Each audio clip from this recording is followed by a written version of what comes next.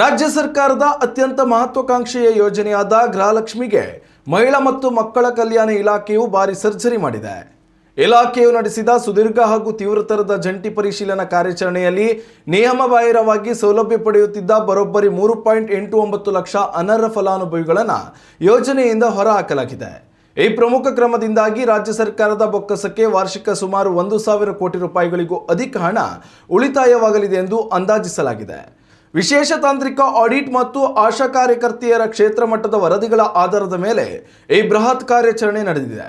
ಯೋಜನೆಯ ನಿಯಮಗಳ ಪ್ರಕಾರ ಆದಾಯ ತೆರಿಗೆ ಹಾಗೂ GST ಪಾವತಿಸುವವರು ಈ ಮಾಸಿಕ ನೆರಳಿಗೆ ಅರ್ಹರಾಗಿರುವುದಿಲ್ಲ. ಆದರೆ ಇಲಾಖೆಯ ತನಿಖೆಯಲ್ಲಿ ಸುಮಾರು 1.94 ಲಕ್ಷ ತೆರಿಗೆದಾರರು ನಿಯಮ ಉಲ್ಲಂಘಿಸಿ ತಿಂಗಳ 2,000 ರೂಪಾಯಿ ಪಡೆಯುತ್ತಿರುವುದು ಬೆಳಕಿಗೆ ಬಂದಿದೆ. ಮತ್ತೊಂದು ಆಘಾತಕಾರಿ ಅಂಶವೆಂದರೆ ಮರಣ ಹೊಂದಿದ ಸುಮಾರು 1.95 ಲಕ್ಷ ಮಹಿಳೆಯರ ಬ್ಯಾಂಕ್ ಖಾತೆಗಳಿಗೆ ಇನ್ನು ನಿರಂತರವಾಗಿ ಹಣ ಜಮೆಯಾಗ್ತಿದೆ. ಇದನ್ನು ಪತ್ತೆ ಹಚ್ಚಿರುವ ಅಧಿಕಾರಿಗಳು ತಕ್ಷಣದಿಂದಲೇ ಈ ಎಲ್ಲ ಖಾತೆಗಳ ಹಣ ವರ್ಗಾವಣೆಯನ್ನು ಸ್ಥಗಿತಗೊಳಿಸಿದ್ದಾರೆ. ಪ್ರಾದೇಶಿಕವಾಗಿ ನೋಡುವುದಾದರೆ ರಾಜಧಾನಿ ಬೆಂಗಳೂರು ನಗರ ಜಿಲ್ಲೆಯೊಂದರಲ್ಲೇ ಅತಿ ಹೆಚ್ಚು ಅಂದರೆ 33,833 ತೆರಿಗೆ ಪಾವತಿದಾರರ ಖಾತೆಗಳನ್ನು ಅಮಾನತುಗೊಳಿಸಲಾಗಿದೆ.